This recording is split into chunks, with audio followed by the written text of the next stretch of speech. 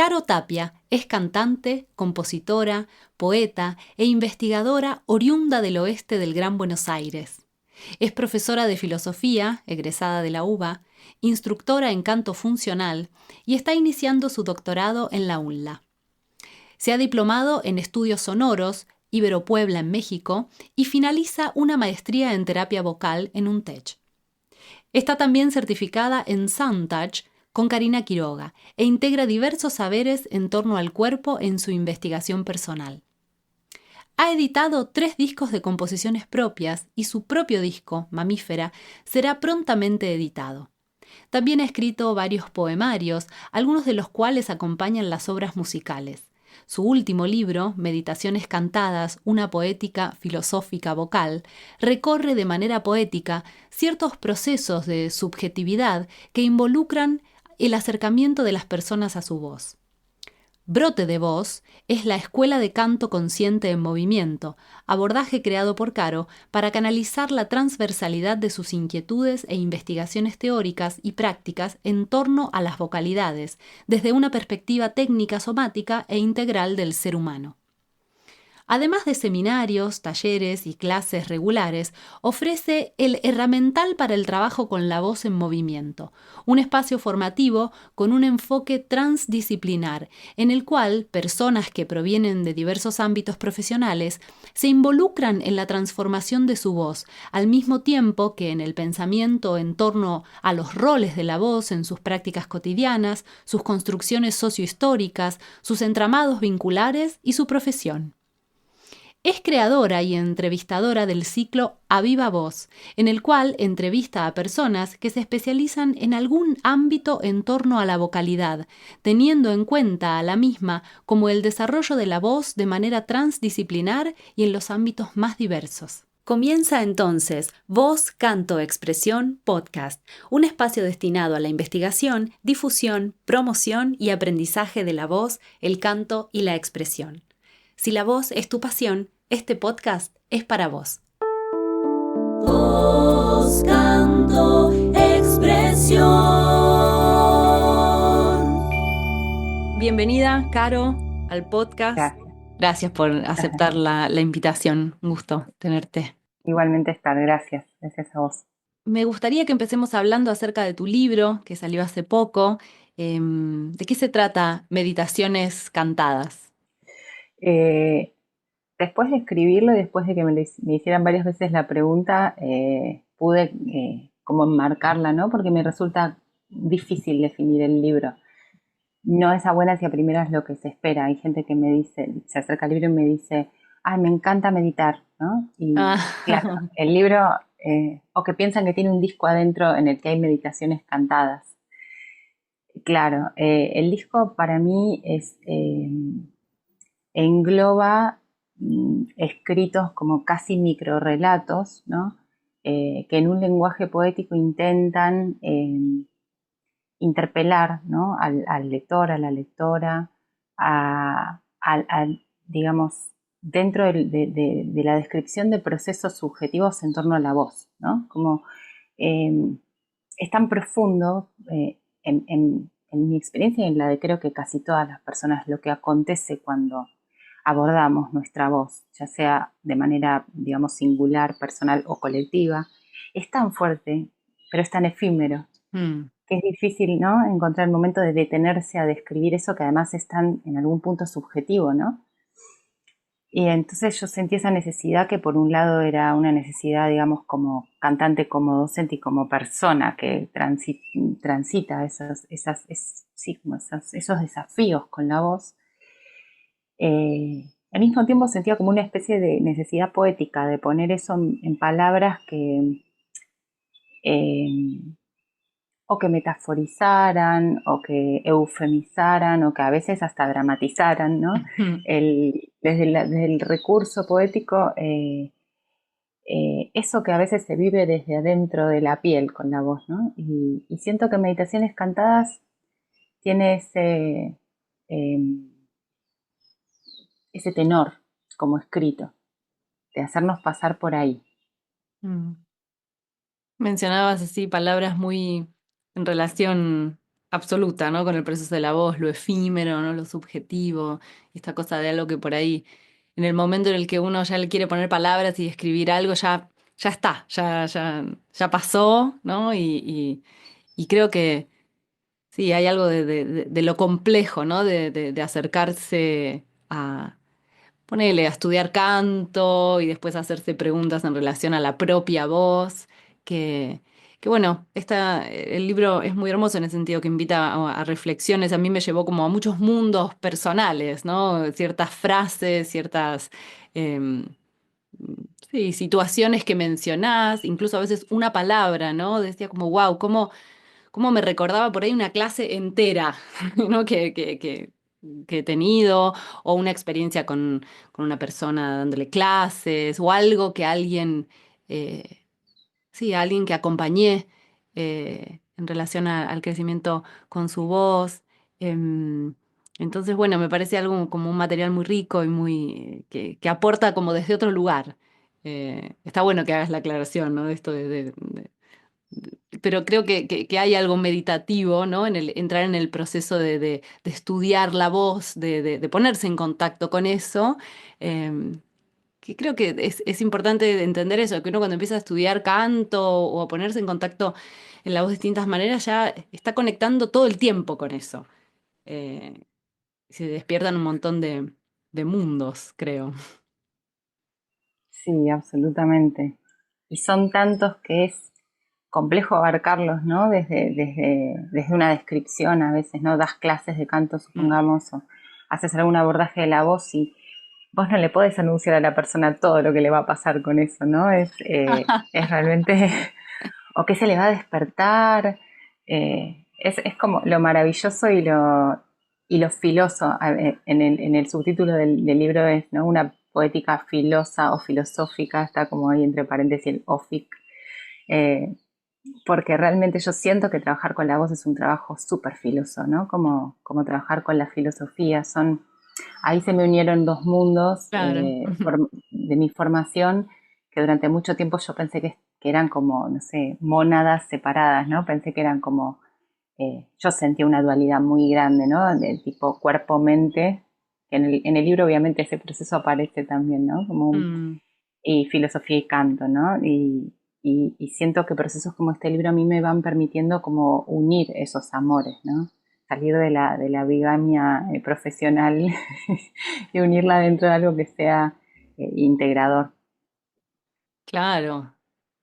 Creo que hay algo de eso, de lo dual, de las personas, el mundo de la voz, ¿no? Como que hacemos muchas otras cosas y a veces parece que una no tiene nada que ver con la otra y, y bueno, la humanidad reúne todo, ¿no? Después, el ponerse en contacto con otros seres humanos ahí ya hace sí, que todo confluya, me parece, y todo entre en diálogo y todo enriquece, ¿no? Porque así una persona que viene de un mundo nada que ver con la voz y que te dice, no, mira que yo nunca canté y yo nunca esto y me dedico, no sé, trabajo en una fábrica haciendo no sé qué cosa y esa persona a veces trae tanta reflexión sobre la voz y sobre los cambios que vivió, que es impresionante cómo se une todo.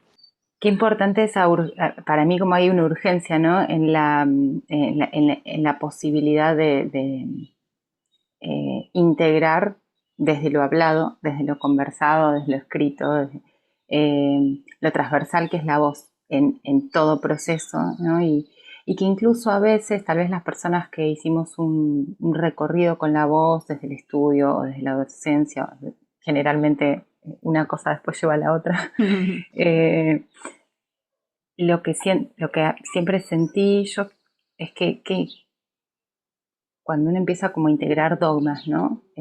Verdades, ¿no? Y asimilarlas para poder encima hacer un proceso práctico que además tiene componentes estéticos, es decir, sumamente complejo, ¿no? Lo que pasa cuando aprendemos a cantar de determinada manera o con una finalidad musical. Eh, Qué importante es cuando aparecen esas personas o le damos lugar a esas preguntas que habían quedado encajonadas porque, bueno, había aparecido una verdad que nos había ordenado.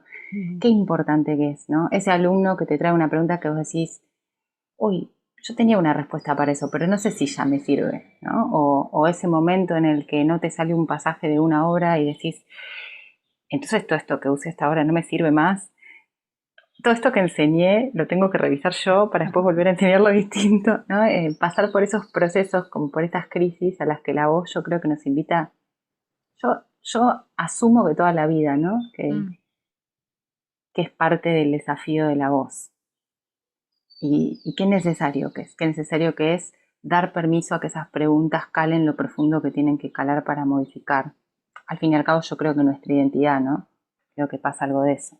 Nos toca la identidad, entonces ahí está la decisión de, bueno, me abro esta transformación o me encapsulo y bueno, no puedo con esto ahora. Sí. Yo marqué muchos textos del libro y pensaba, bueno, habíamos hablado, ¿no? Esto de que vos puedas compartir y hacia el final del libro vos haces una invitación a las personas que si te quieren enviar audios eh, con, con alguno de esos textos, ¿no? Que les hayan, no sé, resonado, que les hayan gustado, que te los envíen y pensaba qué hermoso. eh, Porque sin duda esos textos en voces de otras personas vuelven de otra manera. Pensaba en eso, ¿no? Como decir, claro, a ella le deben llegar tal vez unos audios y debe escuchar estos textos que los escribió, que los vivió y los escuchó en su cabeza, ¿no? Y cómo todo eso, esto que vos decías de la identidad y, bueno, también la singularidad, debe ser otro texto por ahí, con otra entonación y con otra vida, lleno de otra experiencia. Ay, sí, totalmente, totalmente. Esto que suele decirse en relación a la escritura, como, viste, cuando traducís un texto pareciera que en realidad estás escribiendo otro libro, ¿no? Mm.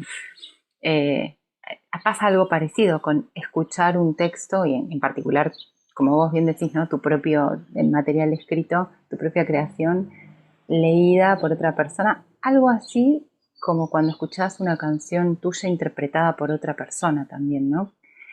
Se mueven fibras indescriptibles de lo íntimo, de la identidad de esa obra y también de las pausas, de los acentos, de las respiraciones. A veces hasta una coma puesta en otro lado puede hacer que varíe de manera muy fuerte, ¿no? El sentido de un texto.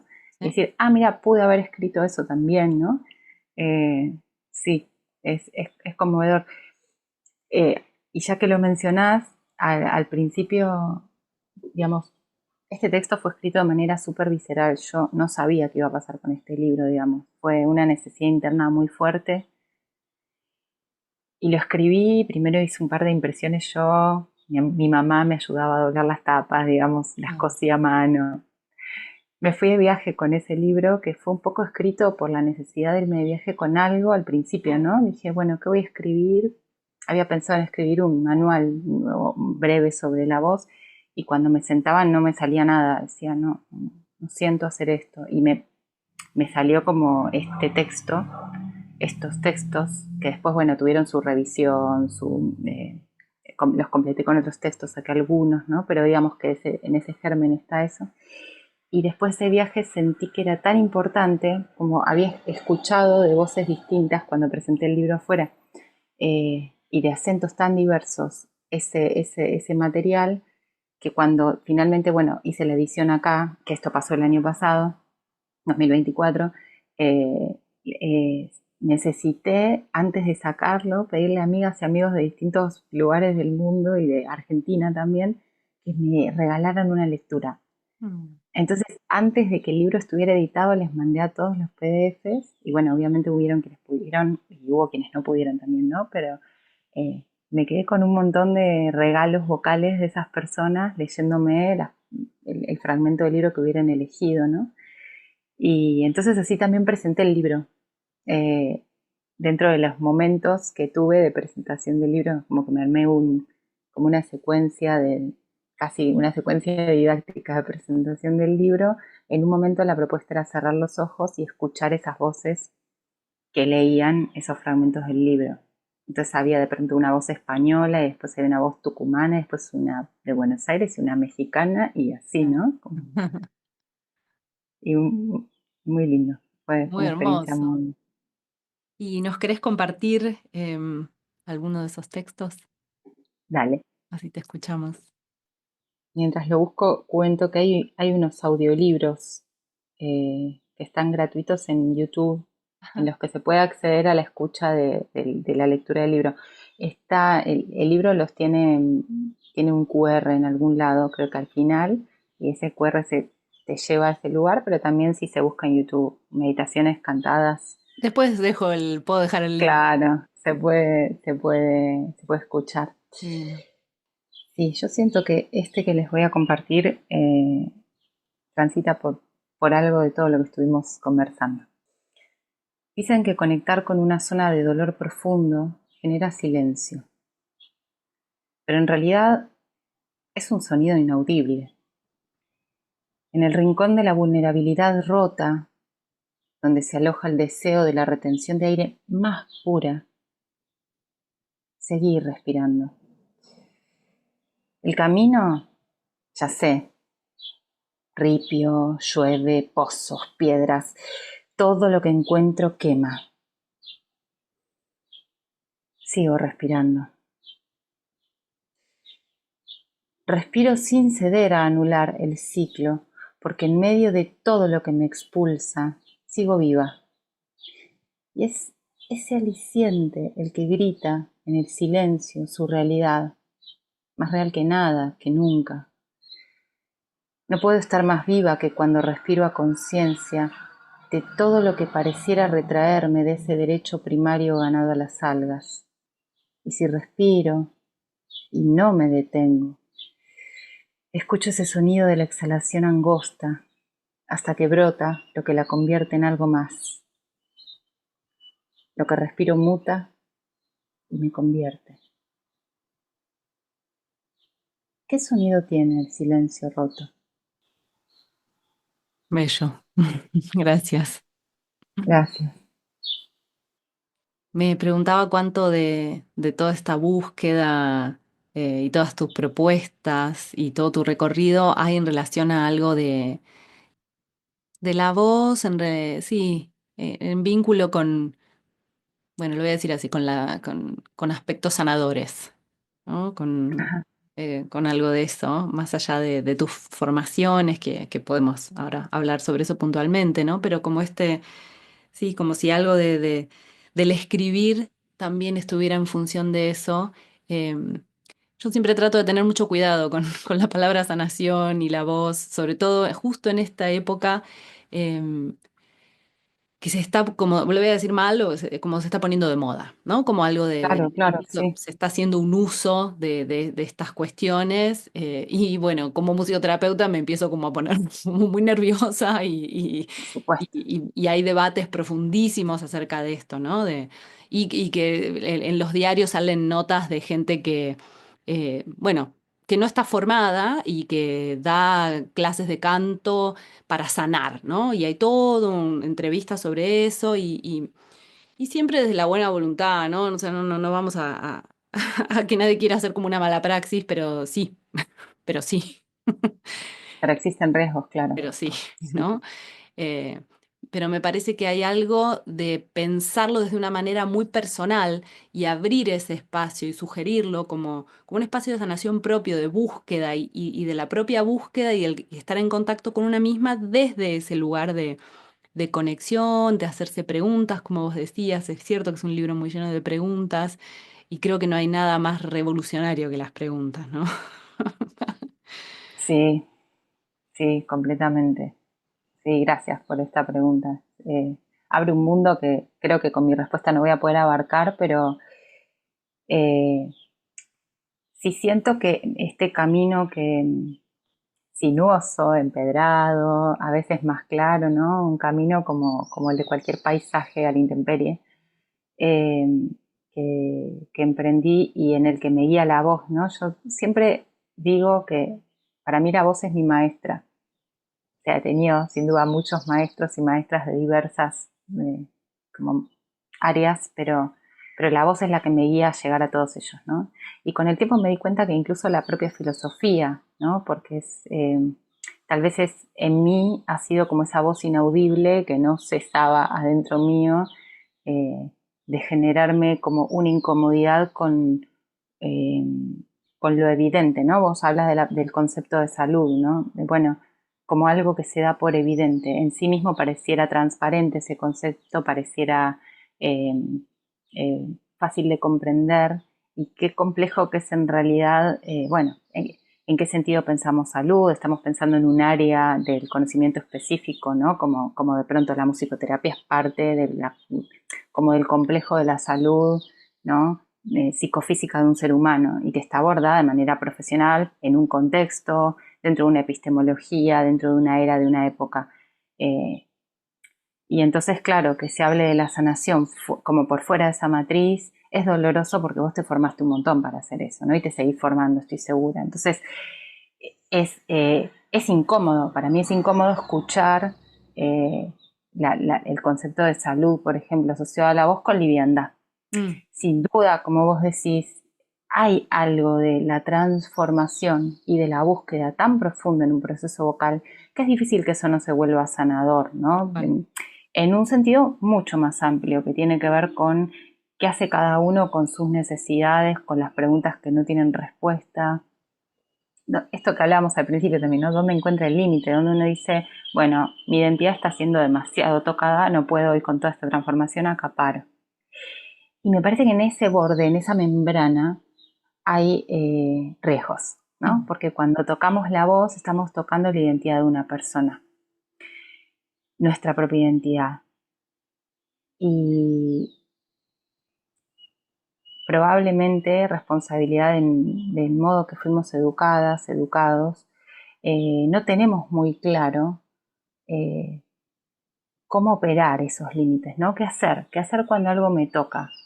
Voy al fondo y me transformo como si fuese a apretar un botón, que todo explote y después salgo como el ave fénix, ¿no?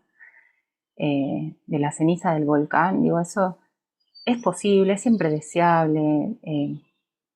¿Qué sucede con una garganta cuando le haces eso, ¿no? Realmente de pronto está permeado por un objetivo para la voz cantada, no lo está, porque pueden suceder cosas muy fuertes con la voz y procesos de transformación muy grandes, y que la voz cantada siga igual también, ¿no? Sí. Entonces, para mí una cosa muy importante, y a lo largo digamos, de transformar mucho esta mirada con los años, ¿no? Y para eso necesité formarme, cantar, o sea, ser cantante activa, ¿no? Como estar ahí en esa transformación personal y dar clases. Digamos, necesité esas 3 experiencias para seguir pensando y repensando este asunto, ¿no? Eh, pero ahí digamos, en ese intermezzo de todas esas experiencias, para mí algo muy potente, como vos decís, es mantener la pregunta viva. Si yo no me pregunto y no valido mi pregunta y dejo que alguien venga con su conocimiento a imponerme un modo, ya sea, digamos, siempre el conocimiento que una maestra o un maestro brinda es desde la buena voluntad de acompañarme. La buena voluntad no alcanza, ¿no? Y acá ya, teniendo el nivel profesional que tenga el otro, pues puede ser Claro. una persona completamente formada e idónea e igual hacerme daño, ¿no? Entonces hay ahí siento que una responsabilidad compartida. Cuando yo me acerco a un espacio, no dejar de preguntarme qué me provoca esto, cuánto esto puedo hoy, eh, cómo dialoga con mi vida psíquica y física esto que yo estoy recibiendo, cuánto hago yo por acompañar ese proceso también en mi tiempo libre, digamos. Y del otro lado también, bueno, quién es la persona que me está acompañando, qué formación tiene. Para mí eso es muy importante. Puede la persona tener esto, ¿no? Como tener una muy buena capacidad de escucha y tal vez no tener un título universitario en canto, por decir, ¿no? Eh, o puede que no. Eh, pero hay algo de ese proceso de transformación y de búsqueda que es singular del ser que se acerca y compartido con la persona que acompaña, ¿no? Ahí, para mí, hay un circuito. Y como del otro lado, ¿no? O de este lado, de quien acompaña, como sea, eh, podemos partir de la premisa o del supuesto que la persona va a intentar ofrecer lo que sepa de la mejor manera. Para mí hay algo que tiene que estar muy vivo ahí en esa membrana de intercambio, ¿no? de homeostasis, que es la pregunta. Que yo te puedo hacer una pregunta a vos como alumna, como alumno o como consultante, si estamos hablando de una instancia más terapéutica, si se quiere, y que vos estés abierto o abierta a darme una respuesta o a decirme, mira, la verdad que esto yo no lo sé, no lo puedo abordar, o pienso que para vos hoy la respuesta sería esta, pero tal vez en 2 años a mí me han dicho eso y me han, ¿no?, volado Mira. el imaginario de la docencia. Mira, hoy te voy a responder esto, pero tal vez en 2 años te responda algo distinto. Mm. Y esas para mí fueron las mejores respuestas también de acompañamiento, ¿no? Desabsolutizando el lugar de saber del otro, y, e incluso en mi caso, ¿no?, que estoy pensando en alguien que me dijo eso, un gran maestro, y que después, tal vez un tiempo después, me dijo otra cosa y yo entendía, claro, porque esta persona está acompañando mi proceso, no está acompañando, eh, no está tirándome máximas Un deber universales. ser de lo que sucede y tiene que suceder. Sí, sí, sí. Exacto. Y entonces digo, wow, qué pienso en esta persona, que es mi maestro actual, ¿no? José Luis Arre, que él tiene esta capacidad, ¿no?, que yo admiro, de ponerse en un lugar de acompañar la voz viva del proceso, ¿no? Como algo ahí, como con un compromiso, porque creo que puede ser más cómodo que me tire, ¿no? Como que alguien te tire sus saberes abstractos y específicos, que claro que lo puede hacer, pero que alguien te haga te dé una respuesta para un momento, porque sabe porque está teniendo lo que le estás preguntando como en una clave mucho más profunda que la sola pregunta. Está viendo desde qué lugar vos se lo preguntas. Digo, wow, qué capacidad que puede llegar a ser necesaria desarrollar de la conciencia para acompañar a alguien en un nivel de búsqueda, ¿no? Para mí la búsqueda con la voz es la búsqueda es la búsqueda de la verdad, como en un punto la búsqueda de todos eh, en todos los campos de saber estamos como siempre haciéndonos las preguntas fundamentales, filosóficas, ¿no? De Sí. qué significa la verdad para mí en este ámbito, ¿no? ¿Qué significa sanar? Bueno, ¿qué es sanar? Sino en el fondo ponernos en contacto con una forma de la verdad en este área. Sí. ¿Qué significa cantar también, no? Eh, es a veces esa pregunta es, bueno, muy desafiante, cuando, bueno, y saber acompañar momentos de las personas que a veces están buscando un resultado estético y nada más.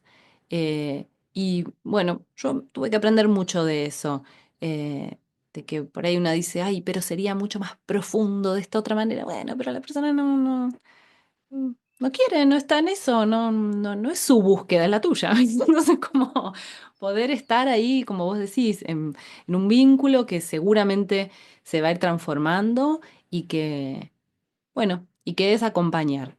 Eh, sí.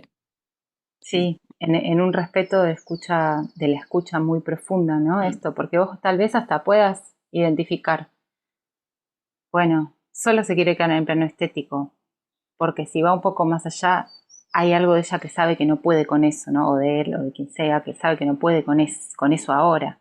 Pero tal vez si sigue viniendo en un tiempo pueda, porque también siento profundamente que las personas no se nos acercan o no les llegamos, Mm, como docentes o como acompañantes por casualidad. Yo claro. siento que hay un proceso de resonancia. Uso este concepto, otro concepto que está de moda, pero bueno, que me parece un concepto que está bueno utilizar, ¿no? pensando en términos de campo, de la capacidad que tenemos irradiante, todo lo que está vivo tiene esa capacidad irradiante de hacer campo con lo vivo, ¿no? Y en ese sentido, el canto para mí es la manifestación viva de ese potencial energético de lo vivo, que está todo el tiempo emitiendo, y lo que llega a ese campo vivo está en relación con lo que emitís, ¿no?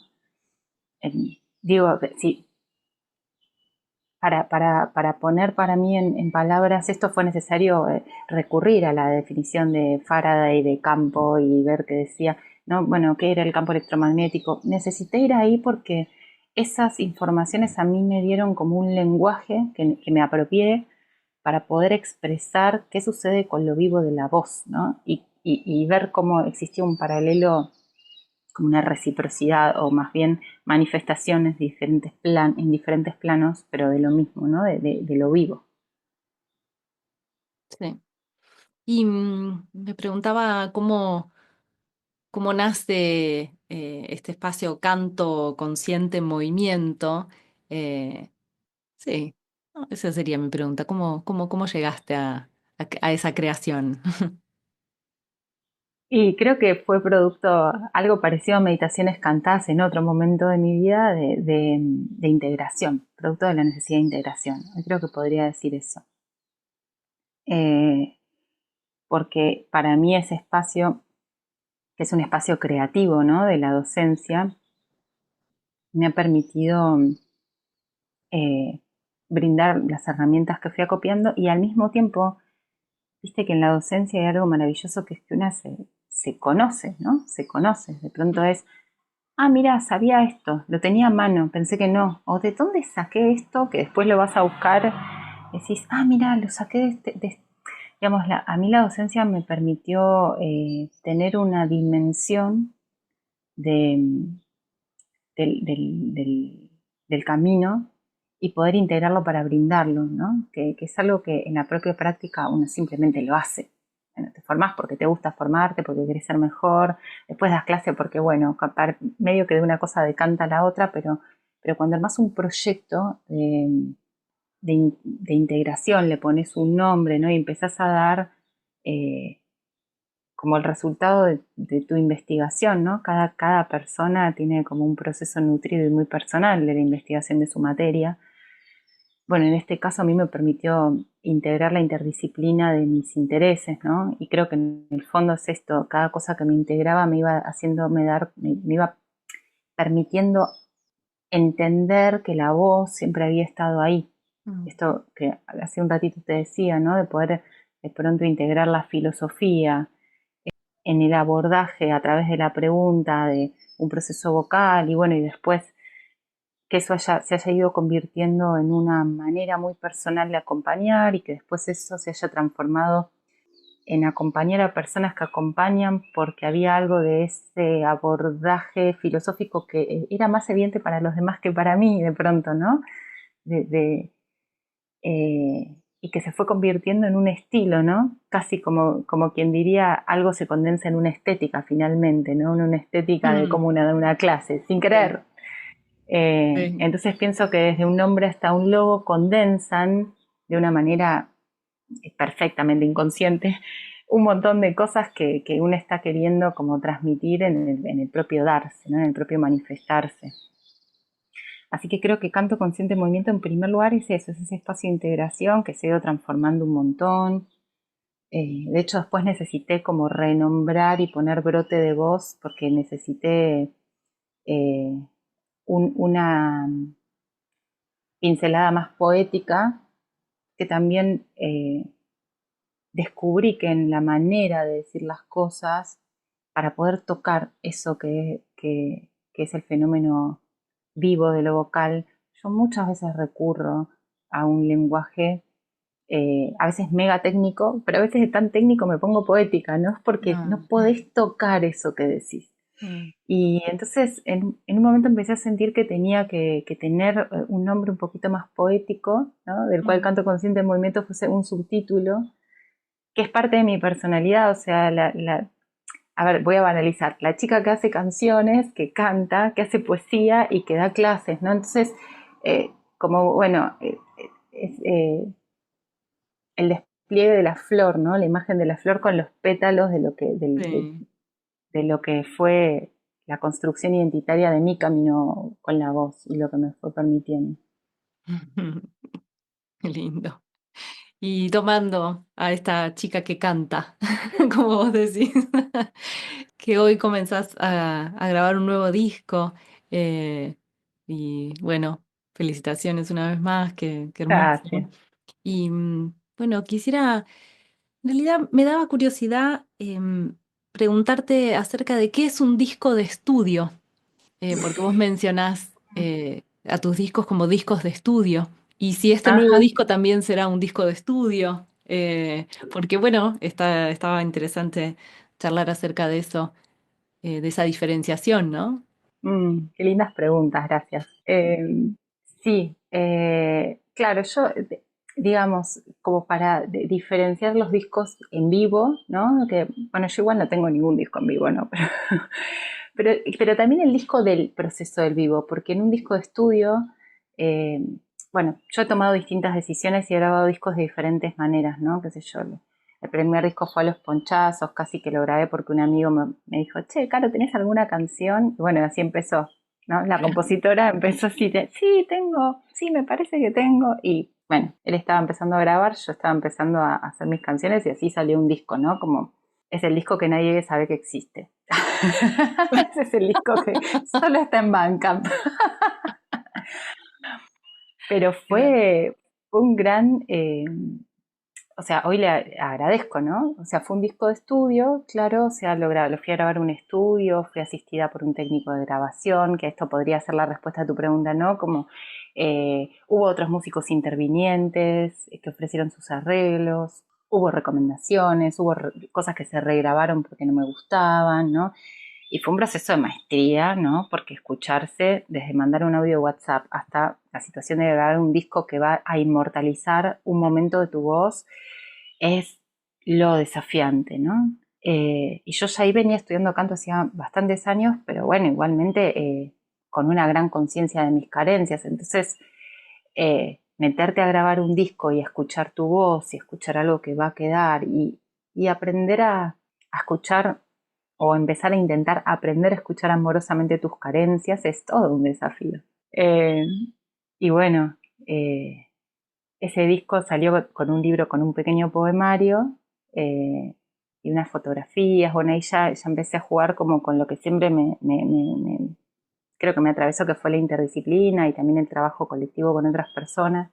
Ese fue Máscaras de Carnaval en 2013. Y después hay otros dos discos más, antes que este que es Mamífera, en los que yo siento que los procesos fueron variados, ¿no? El siguiente disco lo grabé como en 2 años, porque tenía como una propuesta de pensar las estaciones. Entonces hice como una grabación que atravesó momentos de transformación muy grandes en mí, están condensados en un disco de, no sé, 1 hora y pico de Claro. canciones. Entonces esa experiencia de disco estudio también fue súper diversa.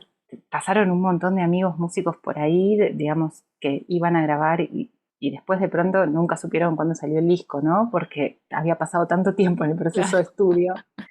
Eh, y después siento que Serpiente Emplumada, que es este anterior al que voy a grabar ahora, sí fue un disco más parecido a un proceso de maduración, ¿no? Donde en el estudio yo pude llevar una idea de producción, una idea de sonido, digamos, sentí que ahí pasó algo, ¿no? En esos años, que a mí me dieron una dimensión de qué quería yo artísticamente con un material, ¿no? Entonces ensayamos los temas un montón con los músicos, armamos los arreglos. Yo en esos años había profundizado mucho mi estudio de la guitarra, entonces bueno, fuimos al estudio y no sé, en 2 días habíamos grabado el disco. Y para mí fue muy impactante, porque yo soy una taurina que hace procesos muy largos con las cosas, ¿entendés? ¿Viste?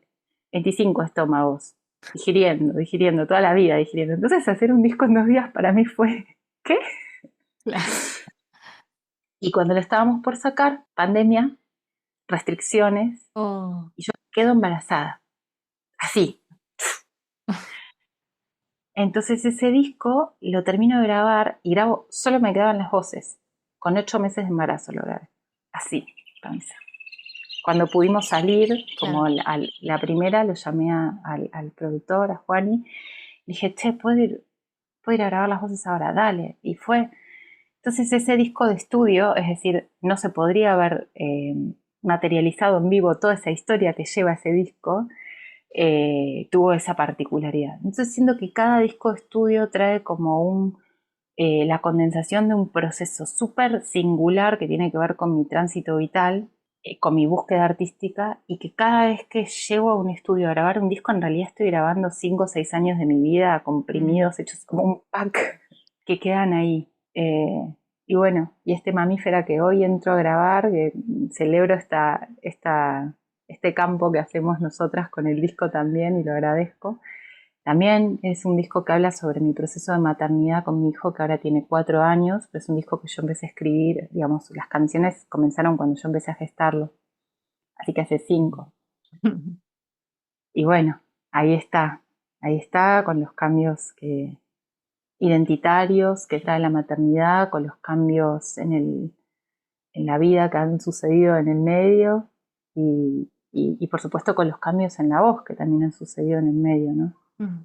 Así que bueno, hoy empezaremos a ver qué trae este nuevo disco de estudio, ¿no? Que se va a escuchar de toda esa vida Mucho amor, sin condensado. duda. Sí, mucho amor, sí. ¿Sentiste mucho cambio en la voz con la maternidad? Ah, es que me resulta, te voy a decir sí, pero no está solo asociado al proceso de maternidad. Yo cambié de maestro justo antes de empezar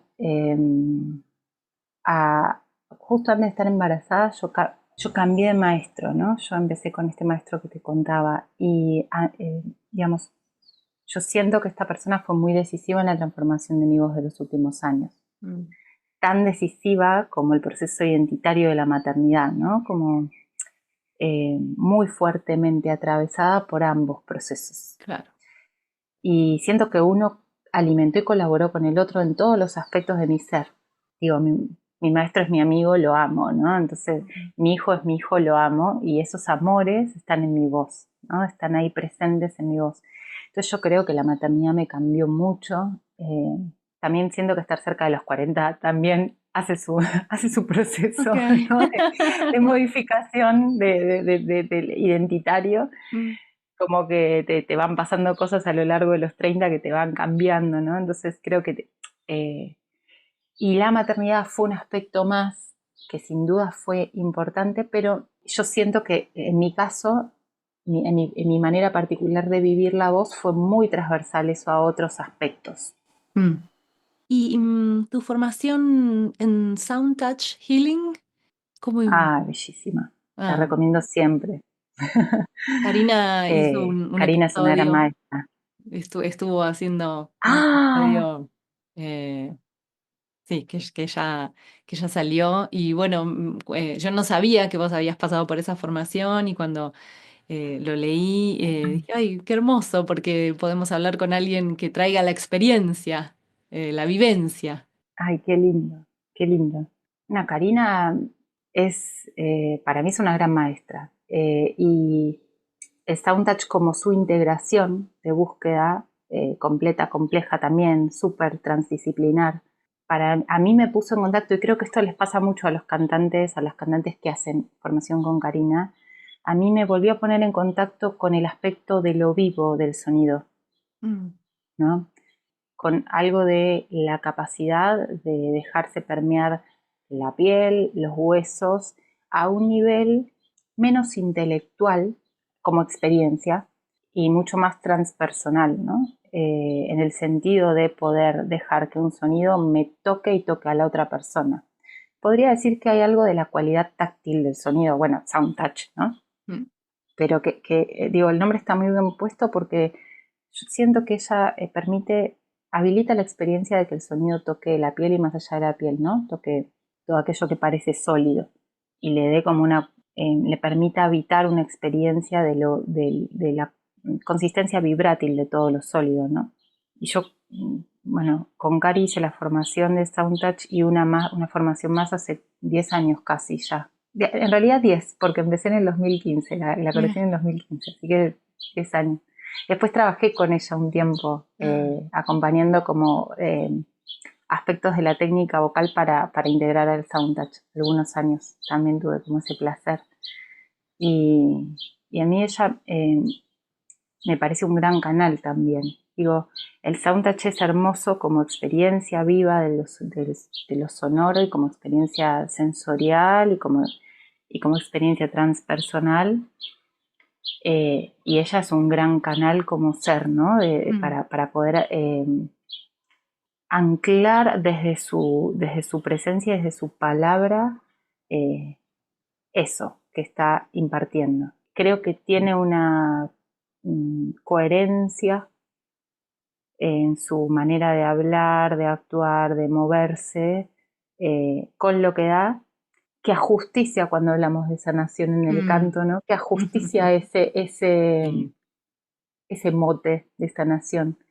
Y que a veces cuando lo escuchamos y eso nos genera un poco de interferencia, como hablábamos hace un rato, tiene que ver con que es muy difícil encontrar personas que manejen esos niveles de coherencia en diferentes campos, ¿no? En el de la palabra, en el del pensamiento, en el de la acción, en el de el gesto de la pedagogía, además de la práctica concreta. Y que todo eso es necesario para poder hacer un acompañamiento en procesos tan profundos como los que propone Cari. Totalmente.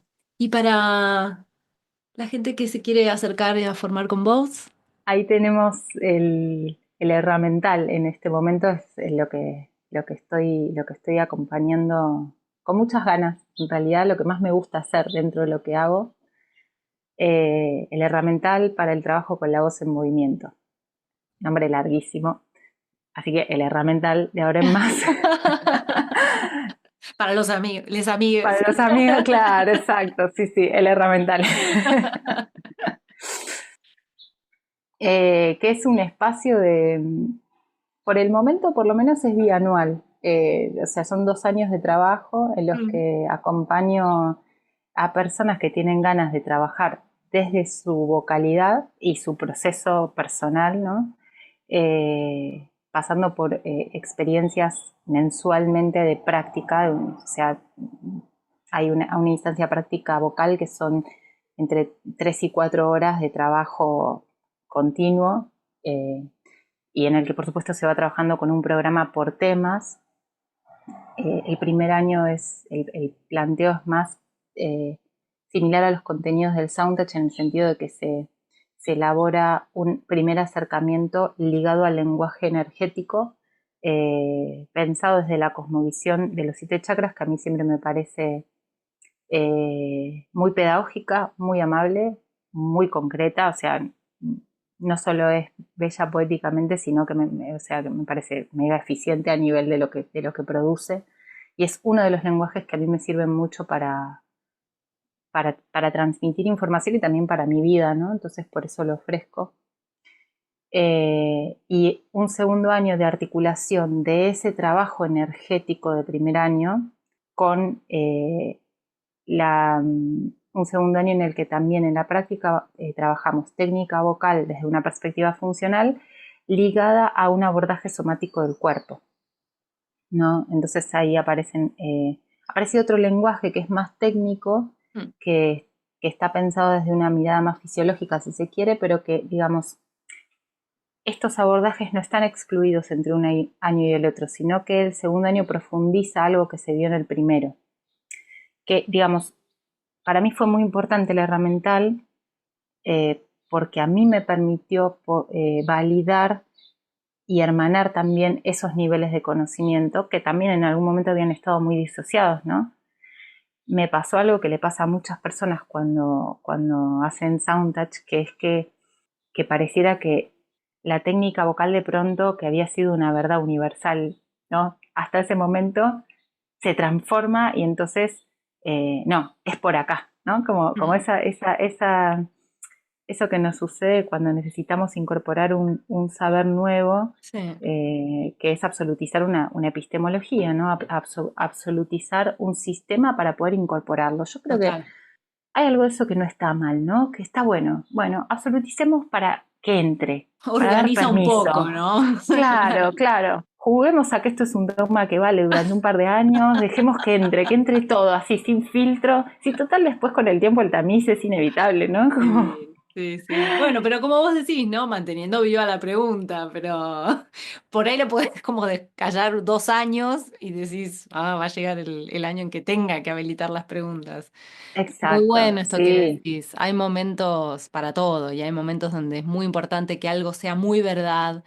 eh, y sí. Y bueno, y como comentabas, ¿no? Durante el episodio, esto de, bueno, hoy la respuesta es esta, dentro de 2 años vas a ver que... Claro, tal cual. Sí. Habilitar el perspectivismo del conocimiento, ¿no? Asumir ese lugar que no quiere decir que no existan verdades, sino que quiere decir que esas verdades, detrás de esas verdades hay una construcción, hay una mirada que es primero humana, por lo tanto no es de un yaguareté ni de un, no sé, cactus, ¿no?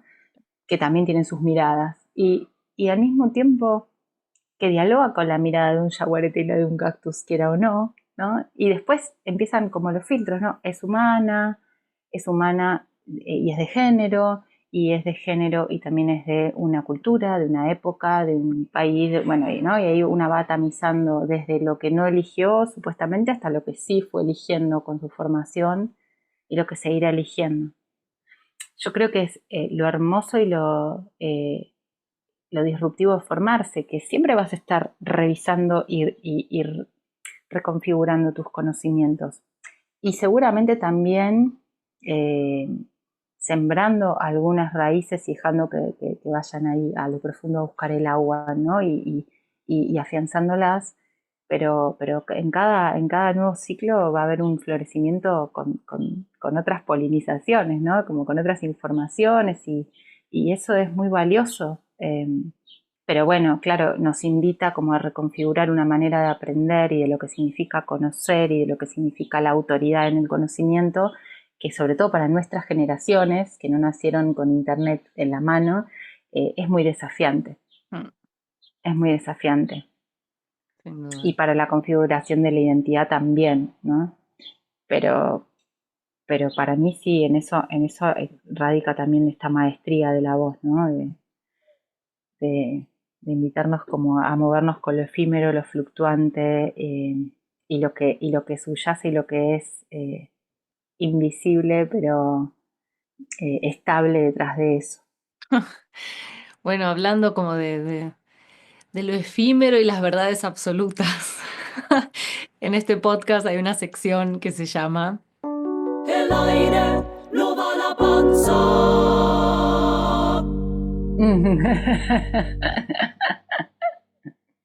No habrá quien no habrá tirado una buena carcajada, ¿no? En cada episodio en ese momento. Bueno, alguien podría decir, bueno, es una imagen, es una metáfora, después tenemos como toda una línea dentro, sobre todo dentro del canto funcional, que alerta, ¿no? Sobre el peligro de la metáfora cuando se encarna como una verdad, ¿no? Mm, Como que eso es súper peligroso. Eh, a mí me pasa que en un primer momento, bueno, por supuesto, claro, me dijeron el aire va a la panza, más de una vez, me han puesto libros en la panza para respirar, para llevar el aire a la panza. Me enojé mucho después con esa máxima cuando, claro, alguien me hizo razonar, ¿dónde está el aire? En los pulmones. Bueno, entonces yo el aire a la panza, no, y me sentí muy tonta también, ¿no? mm. Como, uy, qué tonta, yo nunca había razonado eso. Bueno, claro, Qué lindo esto que nunca había. mencionas, porque sí, pasa mucho y por más que uno quiera acercar la información, incluso te diría de manera amorosa, ¿no? Como entiendo que te convencieron de otra cosa, o sea, no atenta contra tu inteligencia, este no tiene nada que ver con eso. Está desde tu amor infinito a querer cantar y Dios mío, resolveme esto, entonces yo hago lo que vos me digas y si me dijiste que el aire va a la panza, dale. O sea, Tal cual. Bueno, ahí está el no filtro, ¿no? Ese no filtro y ese lugar de la pregunta. Cuando decíamos hace un rato que en el canto pasa mucho esto, porque una que, claro, quiere la respuesta concreta para resolver y cantar bien, ¿no? Como para entrar dentro de esa identidad de lo que es ser un o una buena cantante. Entonces, sí, ahí se mueve algo que está como por encima de cualquier pregunta, donde pareciera que cualquier pregunta lo que va a hacer es correrte de ese gran objetivo, ¿no? Como, o cuestionar la autoridad de quien lo dice. Después también pienso, digamos, con esto de ir y volver muchas veces sobre las mismas cuestiones, bueno, sobre el gran tema también dentro del debate entre funcionales y no funcionales con respecto a la imagen del apoyo, al concepto de apoyo. Yo fui y vine un montón de veces, ¿no? Sobre esto, digamos, pensé muchas cosas distintas. Hoy recuperé con descendencia, con la importancia de prestar atención a mi abdomen cuando estoy cantando, como una parte más de todo el sistema complejo que se mueve en mí cuando estoy emitiendo un sonido, pero recuperé algo que había negado, digamos. En este mandato también de no empujar con el abdomen después de haber recibido la información de que tenía que empujar el aire con el abdomen porque el aire estaba en el abdomen, y después de haber estudiado mucho, volver como a no una reconciliación con ese mandato, pero sí una comprensión de la metáfora como metáfora. No la uso, por supuesto, a dar clases no la uso, pero digo, enmarcándola dentro de un momento histórico, de un contexto y de ciertos saberes previos de las personas que habrán utilizado por primeras veces esa metáfora, seguramente con toda otra serie de indicaciones que se fueron perdiendo en el camino, puedo entender qué quisieron decir esas personas, ¿no? Puedo pensar también que podrían haber dicho llevar el aire a la espalda o a la cola, y que también podría haber funcionado muy bien si queremos usar imágenes irreales sobre algo. Como alguien también te dice llevar el aire hasta los pies, ¿no? Entonces, pienso que a veces es muy importante en el proceso pedagógico, si vamos a usar imágenes como esas o como otras, usar el como sí y aclarar, aunque esto no sea real, tal vez te sirve la imagen de. Y muchas veces sirve un montón más que enumerar las cadenas musculares, ¿no? Como, porque la poética y la metáfora colaboran con que la persona pueda sentir su cuerpo más que la información intelectual. A veces. También hay que ver a quién tiene uno enfrente, ¿no?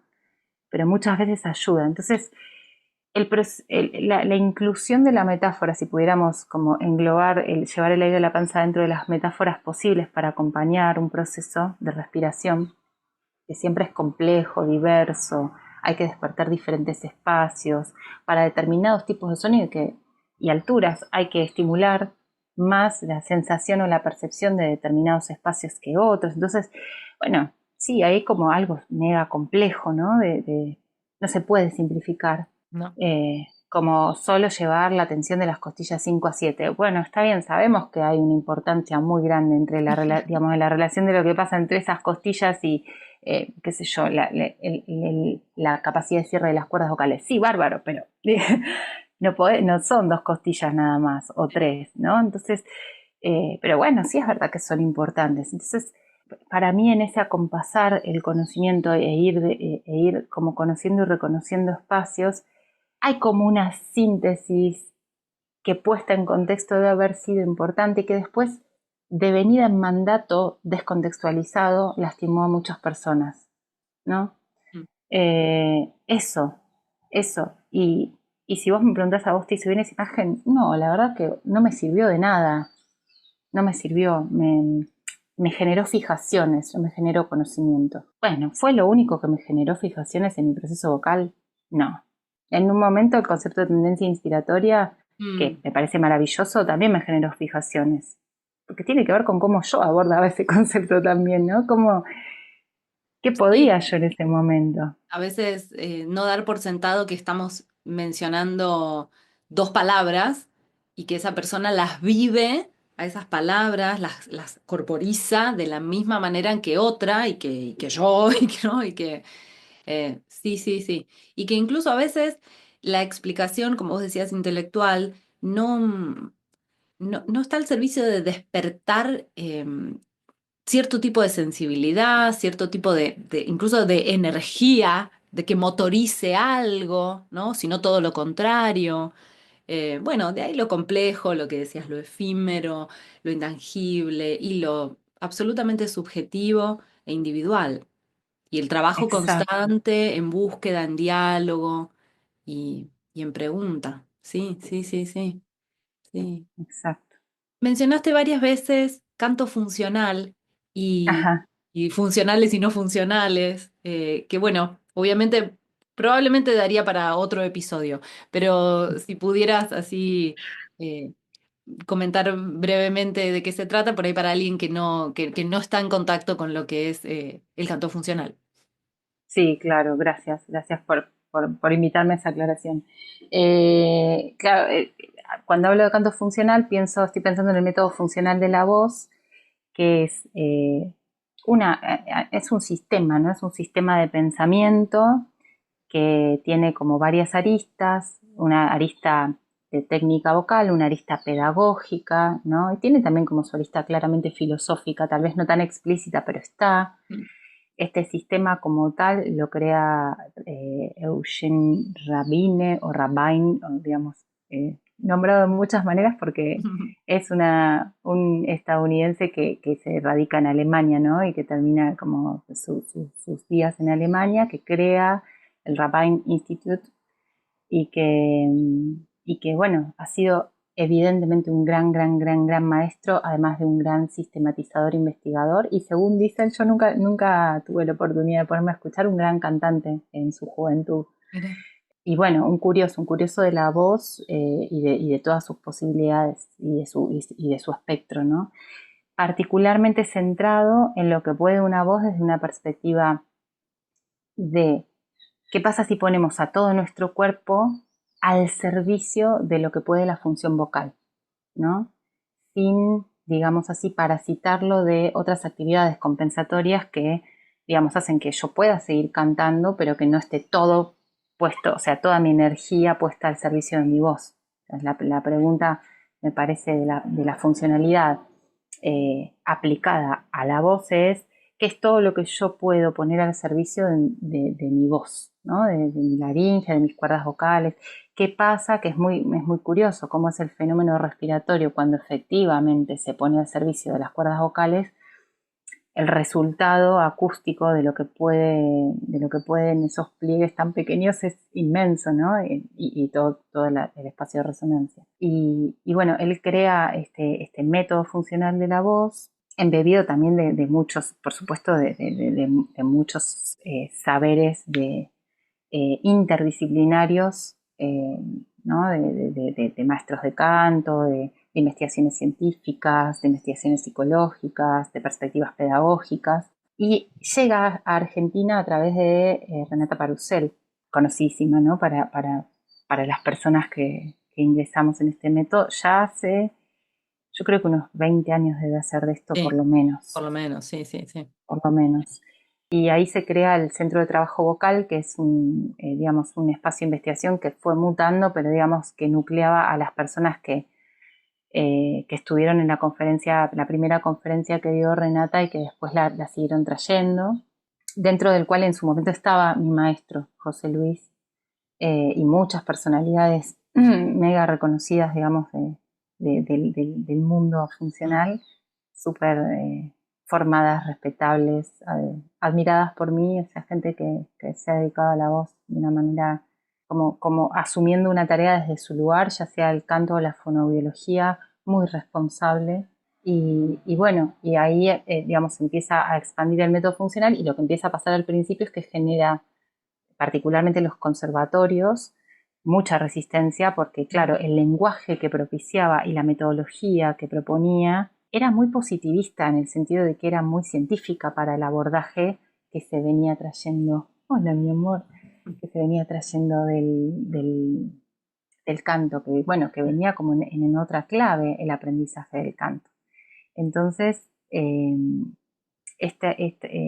un momento se generó como una tensión entre el abordaje funcional de la voz y el no funcional, que yo creo que ya está medio caduco eso también, ¿no? Me parece que se pudo integrar el abordaje Seguramente, funcional sí. como un abordaje que, digo, imagino que habrá nichos, pero creo que hay algo que quedó más a nivel de nuestra necesidad humana, ni siquiera sé si humana, de nuestra educación binaria de estar de un lado del Sí, otro, ¿no? total, total. Que, que realmente y recomiendo de paso que José Luis hizo un libro que se llama En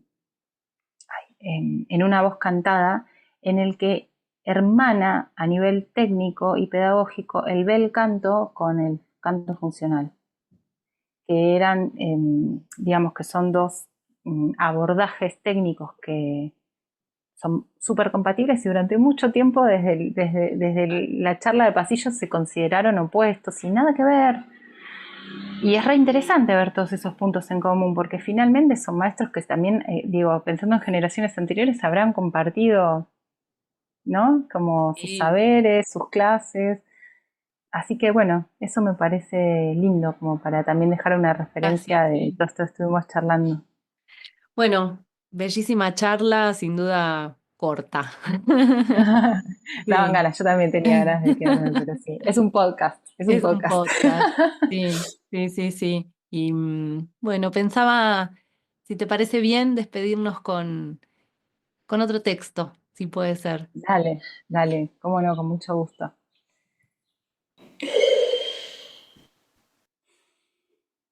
Tomo las riendas, soy mi propio jinete, me cabalgo a través de mi voz. ¿Qué diría Platón de esta metáfora sin alma? Recorro sus quebradas y sus valles, encuentro un inexplicable placer en sus imperfecciones.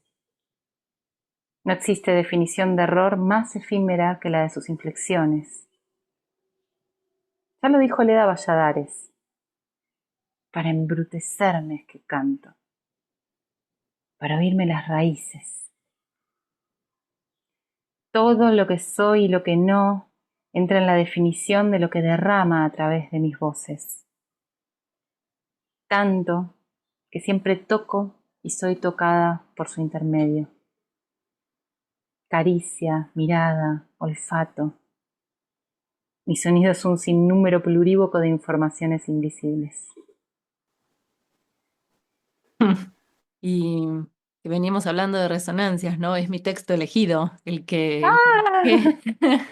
sobre todo el que doblé la hoja, porque yo doblo hojas. Sí, banco, me encanta. Doblo hojas, escribo, marco, pego stickers en los libros, sí.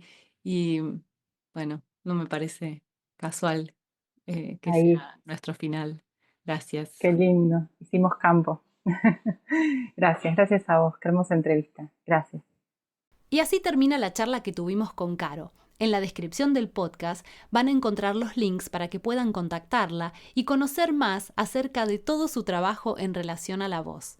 Recuerden que pueden escuchar algunos fragmentos leídos de su libro, dejé el link, y compartirle sus propias lecturas para que esa poesía siga habitando nuevos cuerpos, nuevas vidas y nuevas historias de voz. Yo comparto la mía. ¿Qué voces me habitan? ¿En cuántas de ellas me reconozco?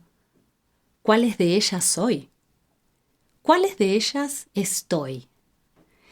En la sorpresa de la congoja que puja, del orgasmo que se abalanza, el estornudo que interrumpe, el bostezo que pide oxígeno al aburrimiento, ¿qué voces me hablan?